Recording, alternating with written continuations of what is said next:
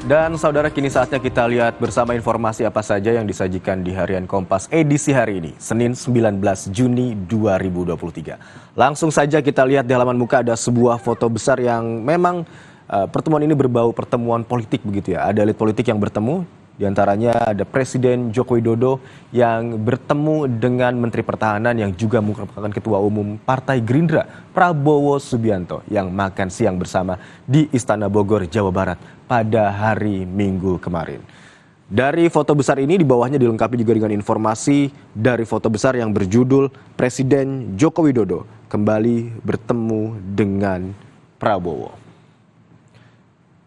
Presiden Joko Widodo kembali bertemu dengan Menteri Pertahanan yang juga bakal calon presiden dari Partai Gerindra, yakni Prabowo Subianto. Pertemuan itu berselang hanya beberapa hari setelah pertemuan Joko Widodo dengan bakal calon presiden dari Partai Demokrasi Indonesia Perjuangan, Ganjar Pranowo.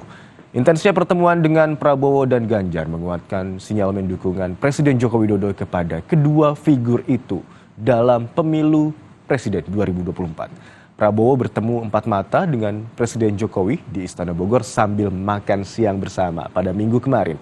Pertemuan itu terungkap saat Prabowo bertemu dengan sekitar 30 pemimpin redaksi atau pemret media massa yang diundang diskusi ke kediaman Prabowo di Padepokan Garuda Yaksa, Hambalang, Bogor, Jawa Barat.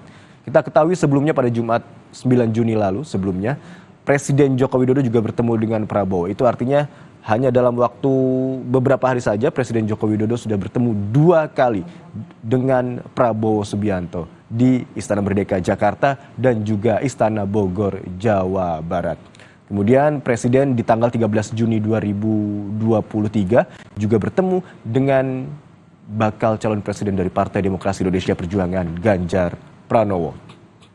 Informasi yang diterima oleh Kompas sebelum pertemuan pada hari Selasa lalu, Presiden Jokowi dan Ganjar Pranowo bertemu empat mata dan makan bersama pada hari Jumat tanggal 9 Juni 2023 di Istana Merdeka, Jakarta. Memang belakangan ini pertemuan antara elit politik dan juga elit partai politik terus berlangsung, terus dilakukan, utamanya untuk membentuk koalisi dan juga membicarakan bagaimana kesepakatan-kesepakatan yang akan dituju menjelang pemilu presiden 2024. Yang terbaru memang kemarin, hari Minggu kemarin, ada pertemuan antara Ketua DPP Partai Demokrasi Indonesia Perjuangan, yakni Puan Maharani dengan Ketua Umum Partai Demokrat Agus Harimurti Yudhoyono di kawasan Senayan, Jakarta. Kemudian kita beralih ke informasi lainnya, masih di halaman muka. Ada informasi dari dunia olahraga. Kita tinggalkan dulu dunia politik, beralih ke olahraga, di mana soal jelang pertandingan persahabatan atau FIFA Matchday antara Indonesia yang akan melawan timnas Argentina pada malam hari nanti dengan judul Pembuktian Kualitas Tim Garuda. Jelang pertandingan antara timnas sepak bola Indonesia dan timnas Argentina yang dijadwalkan akan berlangsung malam hari nanti, laga kontra Argentina di Stadion Utama Gelora Bung Karno, Jakarta akan menjadi tolak ukur memahami kualitas sejati tim nasional Indonesia di bawah kendali Shin Tae-yong. Pelatih Argentina, Lionel Scaloni, menginstruksikan anak asuhnya tampil maksimal menghadapi skuad Garuda. Argentina, pemuncak ranking FIFA dan juara Piala Dunia Qatar 2022, ibarat raksasa bagi Indonesia. Dari sisi prestasi, Indonesia adalah kurcaci dalam tanda kutip megahnya capaian Argentina dalam persaingan sepak bola Indonesia. 3 trofi Piala Dunia dan 15 gelar Copa America menunjukkan keperkasaan La Albiceleste. Adapun Indonesia yang berada di ranking ke-149 FIFA belum pernah menjadi juara level Asia Tenggara dan Asia.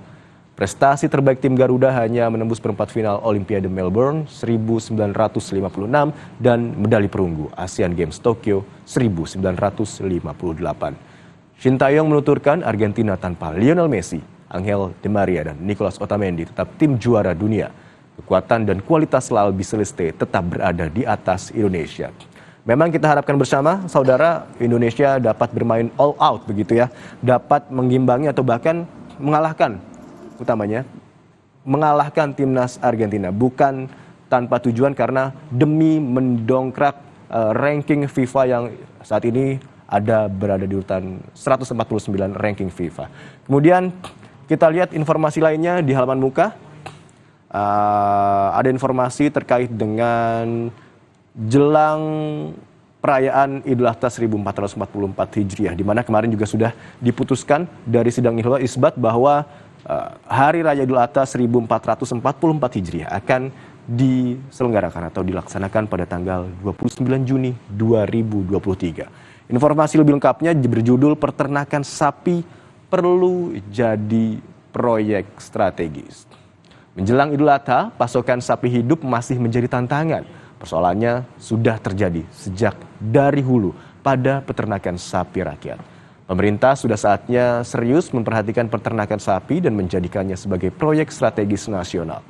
Penelusuran tim wartawan Kompas pada akhir Mei hingga pertengahan Juni 2023 menemukan masalah terletak pada peternak rakyat skala rumah tangga.